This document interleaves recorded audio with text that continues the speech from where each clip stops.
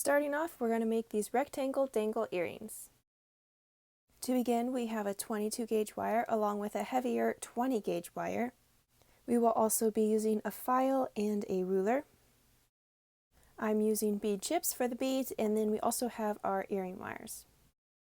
For our tools, we are going to need the wire cutters, the nylon jaw pliers, flat nose pliers, and the needle nose pliers. We are going to begin with the nylon jaw pliers and smooth out the wire. Then we're going to grab the needle nose pliers to create a loop at the end of our wire. We're going to bend that wire into a loop about 1/4 of an inch down from the tip of our pliers to create a small to medium-sized loop. And then we want that loop to be straight over the top of our long end of the wire, so we're going to turn it so that it is vertical to the long end of the wire. Switching to the flat nose pliers, we are going to begin creating the frame of the earring. So placing the wire in the very tip of the flat nose pliers, we're going to create a right angle just under the loop, and then we are going to place the wire again at the very tip of the pliers, right next to that first bend, and create a second bend, bringing that long end of the wire straight down. Next, we are going to grab the ruler and we are going to measure how long we want the frame, and I like to make them 1.5 inches long. So holding it on the ruler at that measurement, we're going to hold the wire tightly in our fingers, and then using our flat nose pliers, we're going to create another right angle in the wire, bending it down again. Now that we have made what is our third bend, we are going to take the ruler again and measure 3/8 of an inch to create the base of our frame for the rectangle.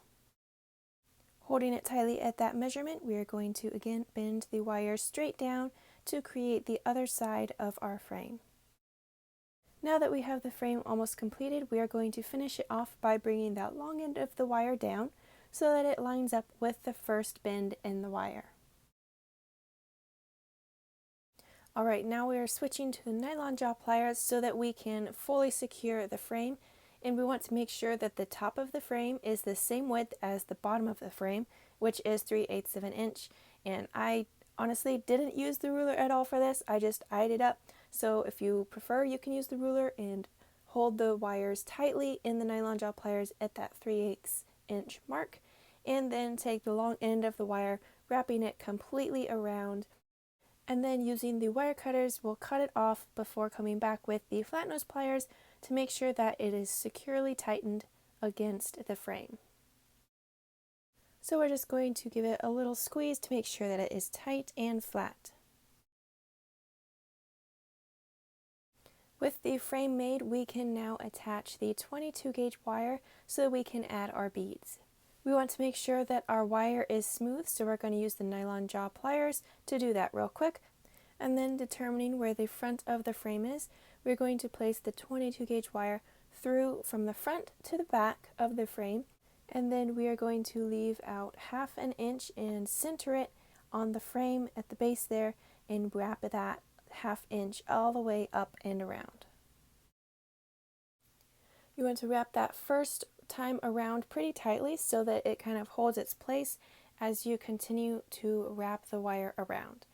Once you come to the end of the wire where you can't use your fingers anymore, you can go ahead and grab the flat nose pliers to finish tightening and flattening down that wire, pinching both the sides and then the spiral as well to tighten it up.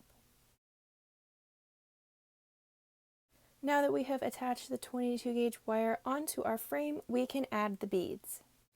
I really like using these bead chips for this design because I think it gives it a really fun kind of boho look, but you can use round beads or square beads. I think a square stack of beads would probably look really cool.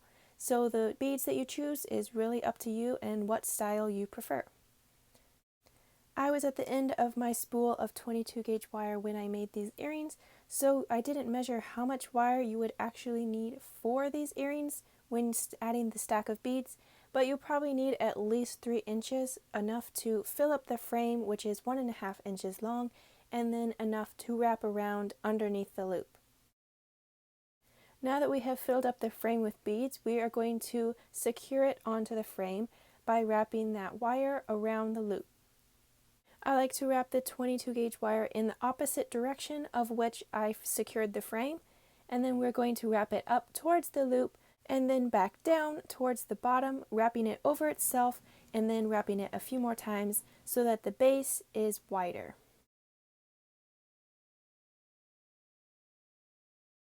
Then we want to bring that long end of the wire towards the back of the earring, where we will cut it off with our wire cutters.